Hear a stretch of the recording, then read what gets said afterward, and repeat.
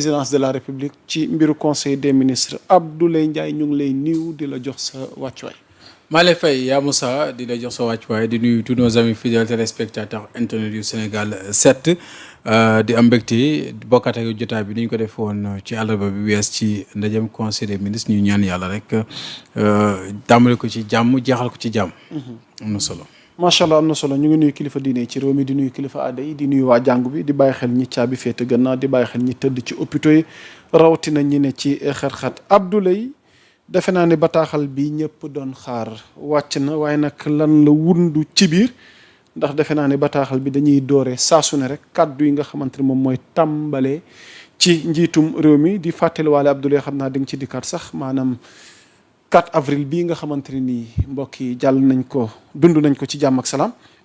yal nañu yàlla may yeneen 4 avril yu ñu ànd ak moom talak fekke Abdoulaye conseil des ministres bi bésu tey jii nii nan la demee ban communication moo tukkee ci chef de l'état bi son excellence Bassirou Diomaye Diakhar Faye. yaa Moussa bokk na ci ndaje moomee muy amal àllarba gu jot ci kilifteefu yëlimaane jëwriñ yi ak jëwriñ yi mu bokkal gouvernement bi mooy que jëm na ci lu soxal li nga xam te moom moo ñeel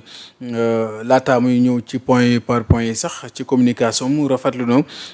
njukkal jaajëfal bu baax a baax ñii di suñu mbokk jàngu bi ci li nga xam te moom moo soxal kon. ni ñu doon feete lii di feetu Pâques bi ginnaaw message de félicitation ak de solidarité bi mu jàpp ne am na mu jëmale ko suñu mbokk jàngu bi de la communauté chrétienne.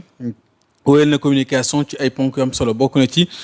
célébration de la fête nationale maanaam waajal gi ñu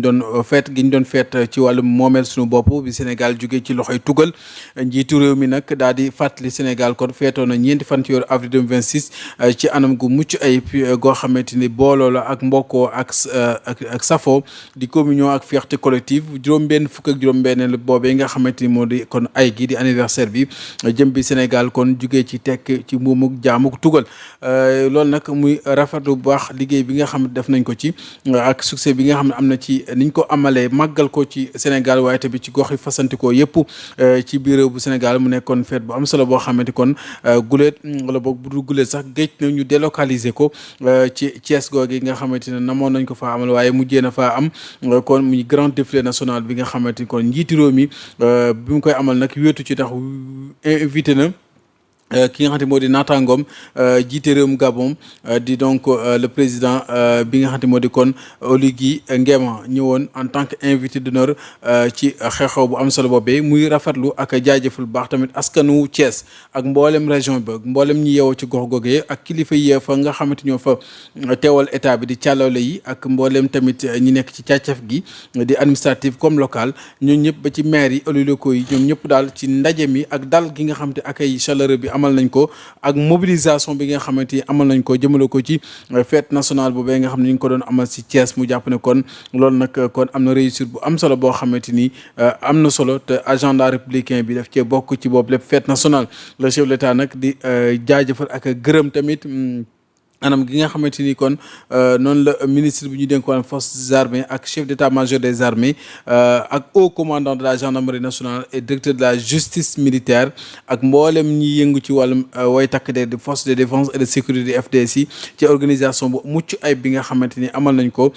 ci anam gu mucc ayib dëppoo professionnalisme ak li jëm ci li nga xamante moo di kon li ñu naan exemplarité reconnue muy kon exprimer di biral ay kon sooboom ci gën a yokk xarañteef gën a yokk li nga xamante moom moo di kon teewaay way takk der yi ci gox goxaat yi waaye tamit équipement maanaam li ñu leen war a yokkale colka gi ak solo gi ak jëmtuwaay yi waaye gën ko méngaleeg jamono maanaam modernisation bi loolu daal bokk na ci li nga xamante ni moom njiitu réew mi àdduna ci ngir gën leen a dooleel ci anam goo xam ne daal seen liggéey dina gën a mën a mucc ayib ñoom FDS yi rawatina ci Sénégal goo xam ne dafa bëgg a moom boppam lool ñu wax Sénégal souverain bokk na ci tamit ci jamono ji nga xam ne coppiteef yi bëri na di naan dans un monde en pleine mutation ci njeexantalu ponk boobu nag njiitu réew mi ngi fàttali gouvernement bi ci njëriñu gën a maanaam dooleel ak gën a baral liggéey bi ci wàllum li ñuy wax territorialisation de l'action de l'État maanaam gën a fexe ba mboolem li moomeelu état liggéey état bi ñu gën koo biral yi lawal ko yaatal bànqaas yi ci gox yi nekk ci réew bu Sénégal gi yëpp loolee bokk na ci daal ñu jàpp ne war nañ cee def ab li ñuy wax mise en application de la doctrine de délocalisation des activités de célébration avec le déploiement maîtrisé du programme spécial de réalisation d'infrastructures dans les régions et chefs de lieu et chefs-lieux désignés hôtes maanaam bokk na ci daal gën a lawal wàllum di liggéey yi nga xam ne mu ngi ci état ñu gën ko lawal ci yeneen gox yi waaye tamit yenn fête yu am solo yu mel ni fête avril ñu wóyal ko ba di ko dalloo ci région yoo xamante daal dana nekk loo xam dana taaral lool dëkk yooyu yaa Moussa. am na solo Abdoulaye Ndiaye di ko ñaanal yàlla ñëpp ñi nga xam ne ñoo ne ci réew mi boobu la fête yàlla nañ ko yàgg teewe yàlla daf ñuy tawfeex ak taysiir Abdoulaye dañuy jàll ci beneen tomb bi ci topp mu ñeel nag wàllug yoon tubaab naan ko autoroute waaye defe naa xaw ma nu ko wolof di wooyee daal wàllu exploitation ak régulation gi ci aju daal mel na ni ñor na état ak Sénégal Abdoulaye Ndiaye. waaw bokk na ci li nga xamante moom moo soxla ba tey ñuy wóyal ak conseil des ministres ak lu jëm ci ponk par ponk yooyu ni nga ko waxee sànq ci wàllum exploitation et régulation des autoroutes maanaam li ñu bëgg maanaam yoon yi jaaruwaay yi njiitu réew mi président de la République dafa am seetlu gu mu seetlu ci li ñuy wax réalisation ak l'exploitation des autoroutes participe au désenclavement des zones de production à la qualité de l'aménagement du territoire à l'accélération de l'urbanisation et à l'amélioration de la mobilité urbaine et interurbaine maanaam njiitu réew mi am na seetlu gu mu taxaw def ci ñu gën a jëmmal lu jëm ci taxawaay autoroute yi autoroute nag mooy yoon yi ñu mën a jaar ci anam gu gaaw lool dem fañ bëgg a dem te yenn jafe-jafe yi sax duñu ci fekk loolu nag moom njiitu réew mi nee na nag loolee bokk na ci liy laqarte gox yi maanaam bu ñu nee désenclavé mooy gox yi enclavé wu yoon kat daanoo ko laqati ba nit ñi dem bëgg dikk bi moo xam ci biir taax yi ba ci kaw taax ya ñu wax interurbain dara du ci gàll goosee yaa Moussa ci loolee nag muy rafetlu jéego yi nga xamante am na ci autoroute Mbour Fatick Kaolack bi nga xamante ni bu doon téeméer la ñu ne li ci fell as lëf bëreetul ngir mu mat maanaam 92% ci loo xamante ni fi mu nekk ni daal ñu ngi ko ci amal ci avancé travaux yi fi liggéey bi toll muy sàkku nag ci noonee sax jëwriñ ji ñu dénk wàllum jumtuwaay yooyee di infrastructure mu jël matuwaay yëpp ba fexe ba daal ñu mën koo àggale ci anam gu mucc ayib autoroute Mbour Fatick Kaolack boobee rawatina nag section Mbour Thiadiaye rawatina mu mel ne nag kon ci noonee sax njiitu réew mi mi ngi xam ne nañ gën a baral jéego yi ci tronçon Thiadiaye Kaolack maanaam xàll woowee ak tamit li nga xamante moom su xool yi jëm ci autoroute Dakar Tivaouane Saint-Louis ba gën a baral tamit liggéey bi ndax loolee kat dana tax daal circulation bi ak kaaraange gi ci kaw tali yi dina am lu mel ne axe Dakar Thiadiaye Thiaroye sax axe Dakar Thiaroye ak Toglu Kirène Malicounda ba Mbour yooyu yëpp daal jàpp na ne buñ ci baralee liggéey bi gën koo yokk baax ba circulation bi nit ñi seen jug di dem ak dikk dootu nekk lu leen tënk loolu wala loo xamante ni day leen jural gàllankoor ci njeexantalu ponk boobee jëm ci wàllu exploitation ak régulation des autoroutes mu ngi cee xam ne nag di joxe ay ndigal ministre bi ñu dénk wàllum infrastructure mu daal di nag joxe benn xalaat proposer benn cadre intégré de gouvernance et de régulation des autoroutes en exploitation au Sénégal maanaam mi ngi koy xaar daal muy am lu mu ko jot ci loxoom ci loo xamante ni day jëm ci anam gi ñu yoree ak ni ñuy taxawoo demukaay yi nga xamante ni yu gaaw la lool ñuy wax autoroute fii ci Sénégal. am na solo Abdoulaye Ndiaye mu mel ni nag fan yi nag coow am na ci wàllu dem ak dëkk bi li nga xamante ni moo wàllu suuf si mu di transport terrestre bi ak nañ koy doxalee defe naa taxaw seetlu gu am solo am na ci foofu ca présidence ñeel conseil des ministres bi Abdoulaye yan mesure wala yan xalaat la gouvernement Sénégal jël ci problème bi nga xamante ni boobaak léegi ñu ngi koy ñànkonteel ci wàllu dem ak dikk bi ci yoonu suuf si. bokk na ci banque yi nga xamante ni Moussa fasal na ko également ci ndajam conseil des ministres yi moo jëm ci gouvernance des territoires gouvernance des transports terrestres maanaam njiitu réew mi mi ngi souligner li ñuy wax maanaam que la sécurité routière souligne que la sécurité routière et la modernisation de la gestion des transports terrestres dafa war a nekk loo xamante ni maanaam gouvernement bi daf ko war a def cëggalu xolam maanaam priorité am ndax bokk na ci jamono ji li mu nemmeeku mooy grève yi bëri na lool takkarnaas te teglantoonu te transport routier nag daanaka dafay bu xawee am rek nit ñi seen dem ak dikk dafay gàllankoor ci wàllum koom-koom. loolu nag mu jàpp ne lu ñu war a jël ay matuwaay la ci jamono ji moom njiitu réew bi di fàttali rek l'impératif de cultiver l'écoute maanaam di mën di bàyyi ak diglu ak dialogue maanaam di mën di diisoo ak le sens élevé des responsabilités dans le respect des lois et règlements maanaam muy fàttali njëriñu gën a bàyyi nopp bu coow lu mel ne amee ñi nga xam ñoo jiitee secteur yooyu ñu mën di diglu waaye di toog di waxtaan di dialoguer am tamit ak kilifteef gu mat li ñuy wax le sens des responsabilités ci wàllum dëppoo tëralinu yoon maanaam respect des lois et règles ci noonee sax mu xam ne daar na lool maanaam lu munul xaar ñuy wax relève l'urgence de renforcer le dialogue social entre l'État et les acteurs des transports routiers en vue de bâtir un pacte durable pour le retour immédiat donc au fonctionnement normal et intégral des transports routiers maanaam war nañu mën a fexe ba gën a daal lëkkaloo gën a fexe ba gën di waxtaan loo xam ne mënul xaar moom mooy dialogue bi nga xamante ni dana am njariñ lool ci fexe ba li nga xamante moom moo di kon li ñu war a mën a waxtaane ci diggante état ak mboolem acteurs yi ñi ŋànk transport routier ñu mën a taxawal li ñuy wax pacte durable maanaam ab xaatim goo xamante ni kat dana sax lool tey nag nañu fexe ba daar ñu dellusiwaat mbir yi mu delluwaat fa mu nekkoon li ñuy wax dans l'état normal des choses loolu nag mu am ne tamit am na beneen njariñ boo xam ne mënu cee ñàkk mooy assurer un contrôle routier optimal et de veiller au respect scrupuleux du code de la route et de la réglementation de la circulation des différentes catégories de véhicules de transport public maanaam ñu bàyyi xel gën a tamit sàmmonteeg lu jëm ci code de la route bi nga xamante ni moo xam ci daamar yu nekk ak catégorie ba mu doon ci nit ñi di ci dem ak di ko jox transport public ci noonee sax muy fàtte gouvernement bi njariñ beneen bu jëm ci gën a gaawal li ñuy wax la mise en œuvre des programmes de renouvellement des véhicules de transport et d'améliorer l'efficacité du système de transport collectif avec le renforcement des parcs de la société de la société Dakar Dem Dikk et du bus rapide transit, de même que ceux détenus par les associations des opérateurs privés agrégés maanaam mi ngi xam ne ci noonu mi ngi fàtte gouvernement bi mu njariñu gaawal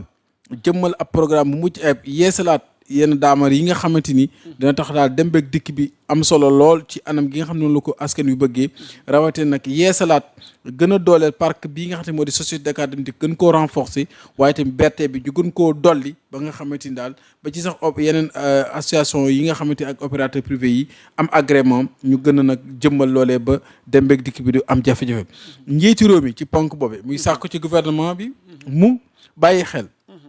li nga xamante moo di doxalinu TER gi chemin de fer bu Sénégal di CFS ak les grands trains du Sénégal GTS ci ñu am ay mbëbët yu dëgmalu lool yoo xamante ni jëm na ci gën a dooleel transport bi ci dem ci biir taax yi waaye tam ci entre dëkk ak dëkk maanaam jugee Ndakaaru jëm beneen gox boo mën dem ci biir réew bu Sénégal mu nekk lu mën a mucc ayib ci njeexantalu ponk boobee mi ngi joxe ay digal ministre bi ñu dénk transport terrestre mu présenté ko maanaam jëmmalal ko laataa njeexantalu weeru avril bii ñu nekk ci 2026 rapport boo xamante ni dañ ci tënk loo xamante ni mooy jëm ci lii teq-teq yi maanaam contrainte ak yan mbëbët la ñu am di perspective yi ci wàllum transformation inclusive des transports routiers du Sénégal au Sénégal maanaam aw këyit loo xamante dañ ci tënk liñ jàpp ne lii kat moo tënk ñu mën a sori ci dem beeg dikk bi lii kat mën naa tax ci dem beeg dikk bi fiñ ci jëm mu mën a am njariñ lool te loolee bokk na ci li nga xamante daal mi ngi koy sàkk laataa njeexantalu avril bi xool naka la ñuy fexe ba mu nekk loo xamante daal dañ ko dugal ci calendrier bu leer nañ bu kenn du naatal ba yaa Moussa. alors Abdoulaye defe naa li ñuy wax ab agenda njiitum réew mi ak li nga xamante ne moom mooy li xew ci diggante mag yenn réew yi ci wàllu lëkkaloo ak jëflante am na loo nga xamante ni war nga ñu ci mën a indi leeralal te xewee na foofu ca conseil des ministres. waaw njiitu réew mi ngi xamle ci agendaam bu président de la République suivi de l'intégration de la coopération et des partenariats muy chef de l'État mi ngi xamle conseil bi ni dina jiite alxames bii di suba incha allah juróom-ñeent fan ci weeru avril li ñuy wax la rentrée solennelle du barreau maanaam ñu ngi ci wàllum yoon ngir nag tamit laataa muy amal ab tournée économique ci région bu Kolda fukki fan ak ñaar ci weeru avril jàpp fukk ak ñeent ci weeru avril fukki fan ak ñaar jàpp fukk ak ñeent ci weeru avril atum 2026 bii de loolu daal mooy ñu jàpp ne njiitu réew mi kon lu ko doolee suba juróom-ñeenti fan ba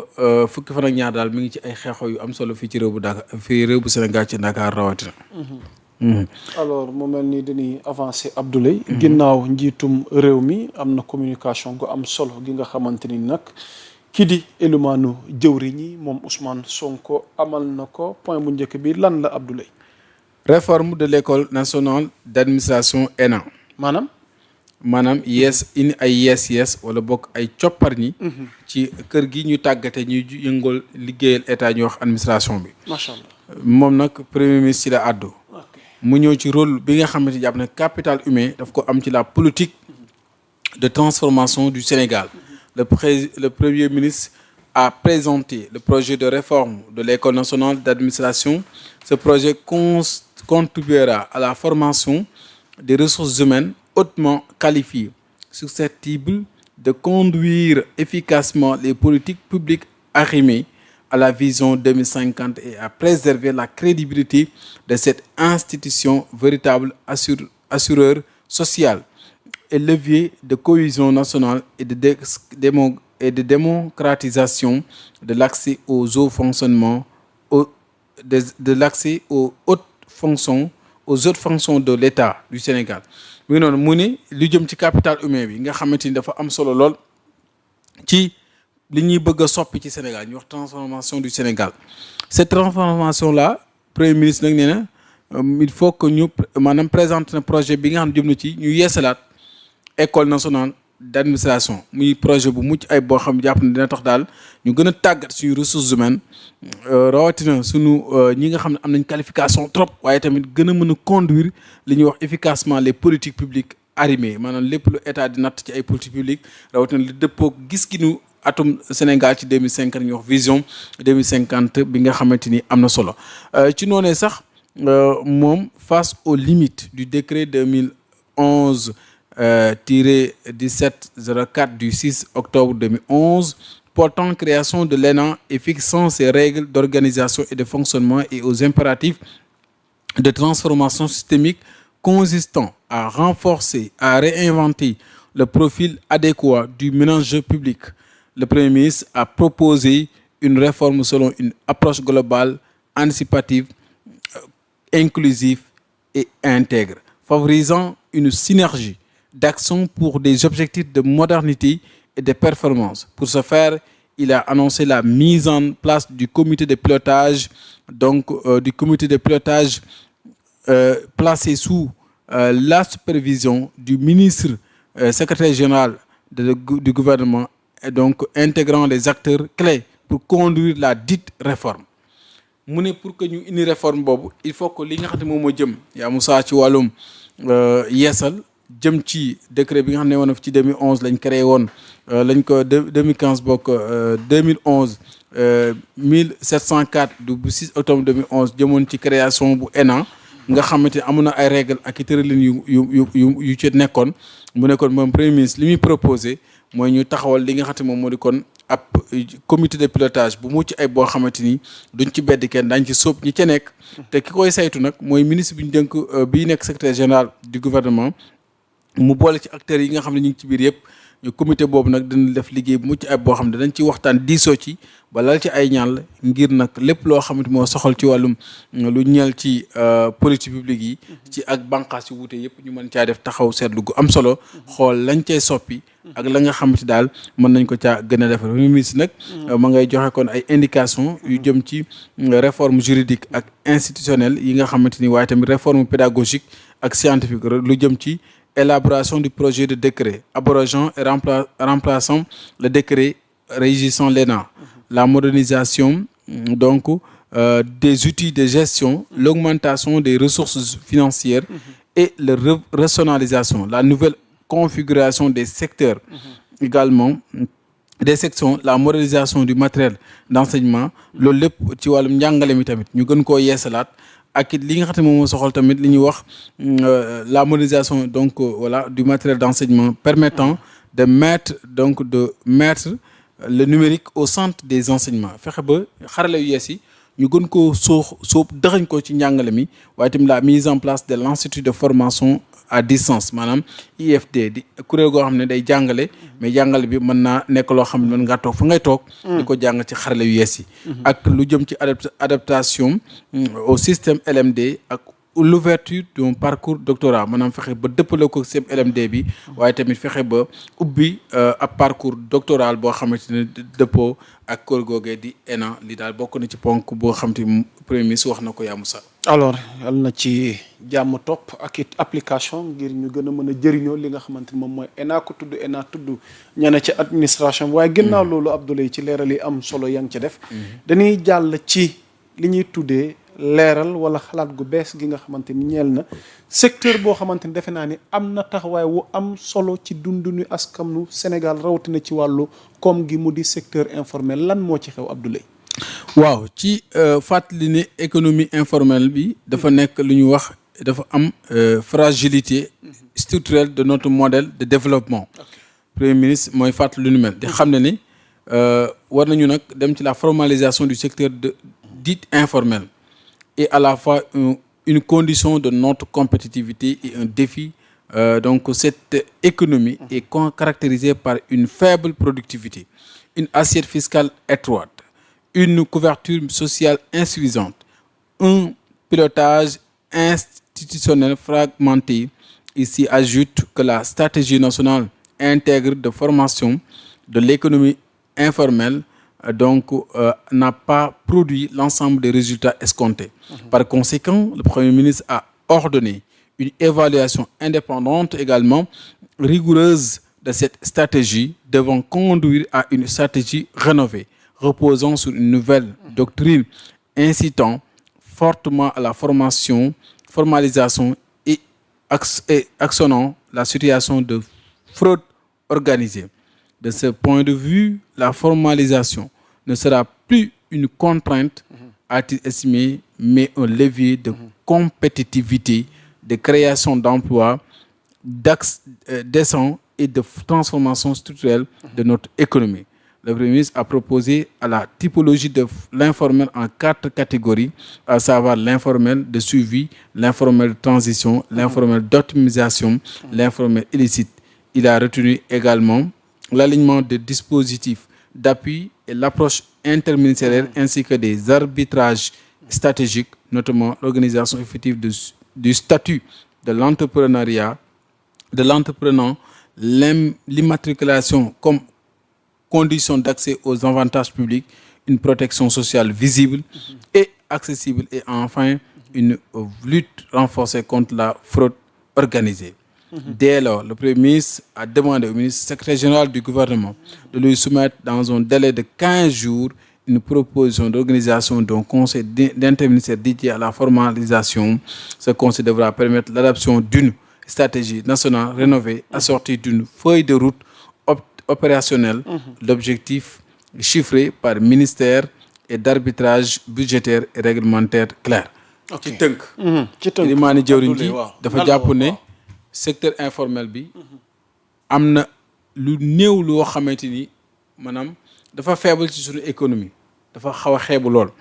te moonte mën nañ ko taxaw goo xamante ni am na solo lool suñu pàcc koom-koom ci noonu nag gis ne lu ci bëri nag ñàkk dem ci formalisation maanaam dëppoog li jamono di doxee ba nga xam ci wàllum yoona ci këyit di nga ko am waaye tamit fexe ba tàggat ga ca am ca waajal ga ca am ca waaye tamit buñ mënee sax di am ak ndimbalug état ay avantages yoo xamante ni dëppoog lan la état tëral dana leen ko may ci noonu nag muy sàkk fukki fan ak juróom yoo xamante ni daal ab délai la bu mu jox gouvernement bi secrétaire général bu gouvernement bi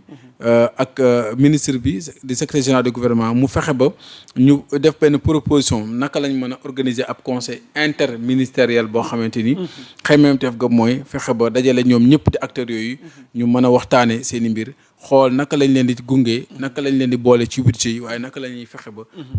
am indi ay tëralin ay règlement ci seen liggéey. alors defe naa point bi nga faram-fàccee léegi ndax du moo jur point gi ci topp ñeel ab projet goo xamante ni nag dafay jëm ci wàllu yoon yi ngir gën a mën a indi saafara ci secteur bi nga xamante ni Abdoulaye xam naa di nga ci dikk ci biir waxtaan bi ci décryptage bëri na ay jafe-jafe yi ci nekk ci dem ak dikk bi Abdoulaye Ndiaye. waaw dem ak dikk bi nag jàpp na ne fi mu nekk nii daal dañoo war a taxawal ab projet boo xamante ni day fexe ba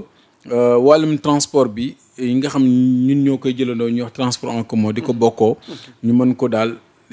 yeesal lool waaye taaral ko waaye jëmmal ko ci anam gu mucc ayib loolu nag tëggaat ko fexe ba xool lañ ca war a gën a mën a dolli defar ko mu ne nag am na koppari tool ci 267 milliards de francs CFA yoo xamante ni bokk na ci luñ ci nar a jukki te ki koy jiite mooy conseil exécutif bu transport urbain durable de Dakar di CETUD ak li nga xamante moom moo di kon une initiative structurante pour la mobilité urbaine de la capitale muy loo xam ne dana tax daal ñu gën a mën a réorganiser réseau des bus dem ak dikk bi ci bus yi ngir ñu mën a connecté wu ak usagers yi du au transport de masse fexe ba ñi koy jël li ñuy jël amal leen njariñ waaye ñu mën a dëppoog la ñuy jël mën a méngoog moom projet boobu nag waajal na tamit leneen lu jëm ci déploiement d'infrastructure moderne maanaam ci biir projet bi bëgg nañ ay jumtuwaay yu moderne yu dëpp ak jamono bu ñëwee infrastructure moderne bokk na ci lu soxal ci li nga xamante moom mooy jëm ci wàllum dem beeg dikk bi ci wàllum transport maanaam oto yi nekk oto yoo xamante ni dinañ jaar jaarukaay yu baax di ay tali yu baax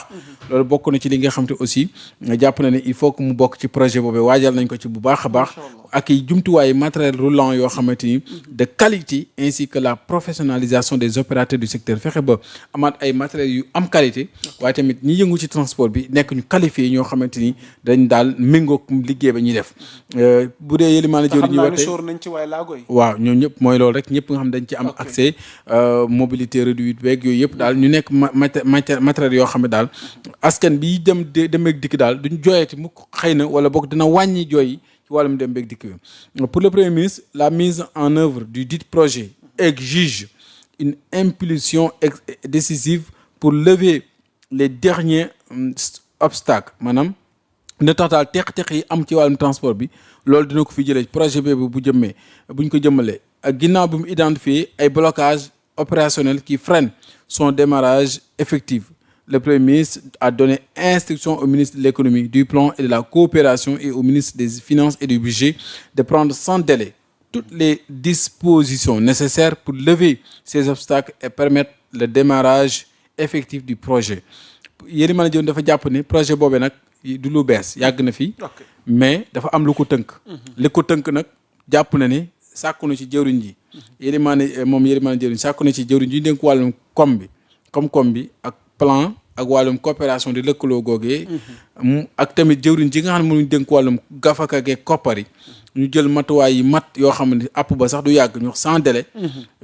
lu amutub app sans délai ngir nag ñu jël lépp luy ci matuwaay ba dindi loolee bloqué loolee maanaam li ko tënk ak li ko ndar képp bañ mën a door projet boobee ci anam gu mucc ayib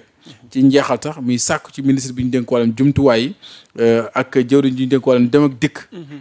ci suuf si comme ci jaww ji transport terrestre ak aérien ak jëwriñ ji dénk wàllum taax yi di urbanisme ak collectivité locale gox-goxaat yi ba ci aménagement des territoires ba ci jëwriñ ji dénk wàllum l'armée gi ñu amalub ndaje ginnaaw bu ñu concerté woo ñu présenté ko benn avis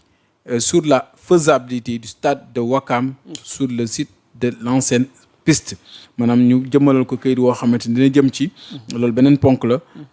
bu mu sàkku ñu jox ko kon naka lañ mën a jëmale stade bu Ouakam ci site bu ancienne piste bi ñu mën ko faa amal di stade bu bees xam naa lay doon. la ci topp Abdoulaye ngir ñu jeexal li nga xamante ne mooy bataaxal wu tukkee ci conseil des ministres bi lan la Abdoulaye. mooy ay communication yoo xam ne jóge na ci ministre de l'énergie du pétrole et des mines ak le ministre des finances et du budget ñoom def nañ communication bu ñu bokk ñoom ñaar di conjointe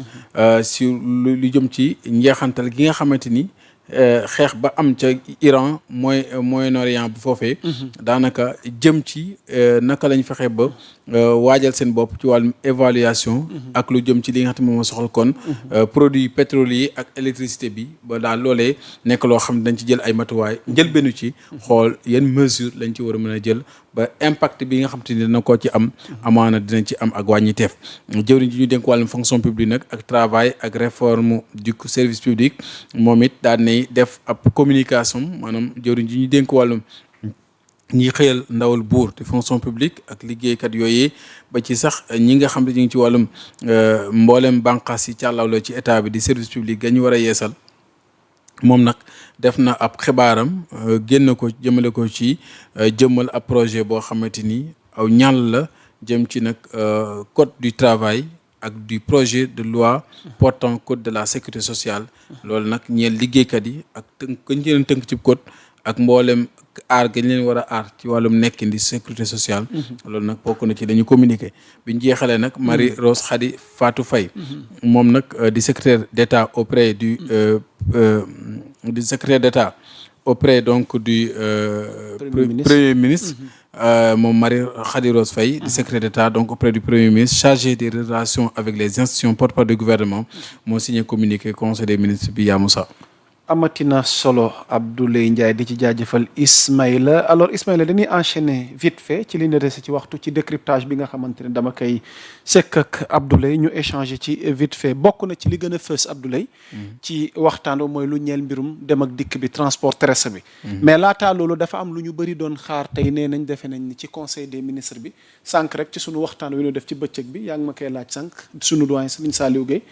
moom jàpp na ni daal tey ci conseil des ministres bi xëy na njiitum réew mi waroon na woon jël ay dogal mu jëm ci li nga xamante ni moom mooy moo xam dafa am ñu bees ñu ñuy fal wala dafa am ñu ñuy fal waaye fal li waroon na ki nga xamante ni moom mooy Baye Mayoro Diop buñ ci dikkaatee la mu waxoon noo ko jàngatee waaye lu ñu bëri ñaawlu ci ay kàddum yi mu yëkkati jëmale ko ci ndoddu élément jëwriñu Ousmane Sonko ba tax na jàppoon nañ ne tey ci conseil des ministres bi moom son excellence